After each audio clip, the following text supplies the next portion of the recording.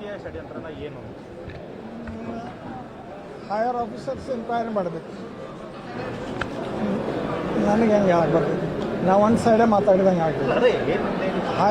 Higher officers enquiry ಮಾಡಬೇಕು, ಅಲ್ಲಿಗೆ ನಿಲ್ಲಿಸ್ತಾರೆ. Higher officers enquiry ಮಾಡಿ ಅವ್ರಿಗೆ ಏನು ಅನಿಸ್ತದೆ ಅದು ಹೇಳ್ಬೇಕು. ನಿಮಗೆ ಏನಾದರೂ ಶಾಸಕರು ಒತ್ತಡ ಏನು, ಯಾಕೆ ಬರ್ದಾರೆ? ಕನ್ನಡ ಕ್ಲಿಯರ್ ಓದ್ತಿರಲ್ಲ, ನೀವು ಹೇಳ್ರಿ ಸರ್, ಏನು ಬರ್ದಾರೆ, ಏನು ಬರ್ದಿರಲ್ಲ.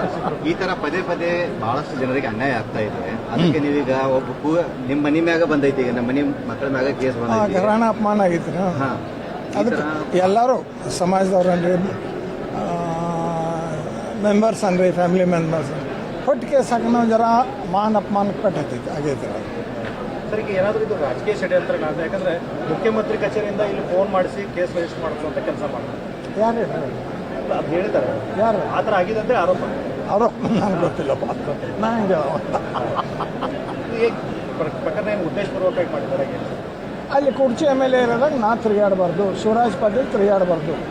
ಕುರ್ಚಿ MLA ಏರಿಯಾ ಸೇಫ್, ಕಂಪೌಂಡ್ದಾಗ ಒಳಗಿರಬೇಕು. ಅದಕ್ಕೆ ಮಾಡಾಕತ್ತಾರ. ಅದ್ರ ರಿಯಾಕ್ಷನ್ ಪಬ್ಲಿಕ್ ಏನು ಕೊಡ್ತೈತಿ ನೋಡ್ಬೇಕು. ಅವತ್ತು ನಿಮ್ಮ ಪುತ್ರ ಅಲ್ಲಿ ಹೋಗಿದ್ರ ಸರ್ ಗಲಾಟೆ? ಇಲ್ಲ, ಹೆಂಗೆ ಸಾಧ್ಯ? ನಾನು ಇದನ್ನೇ ರಮೇಶ್ ಕತ್ತಿ ಅವರು MP ಇದ್ದರು, ಬ್ಯಾಕ್ವರ್ಡ್ದಾಗ ಡಿಸ್ಕಷನ್ ಮಾಡತ್ತಿದ್ರು what to do about DCC bank election.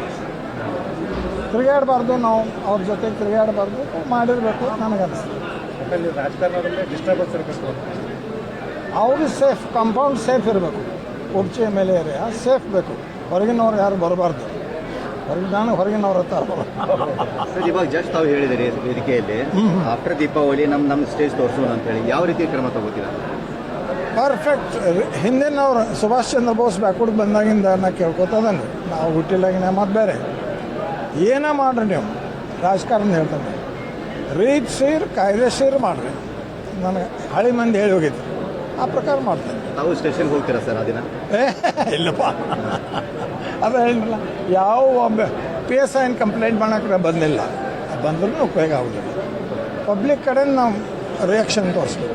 That is my job.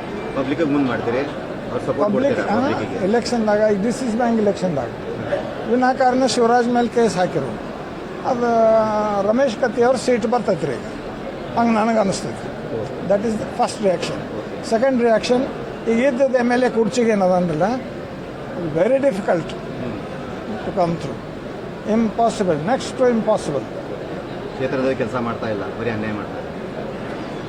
ಅದು ನಿಮ್ಮ opinion. Okay thank you. Thank you.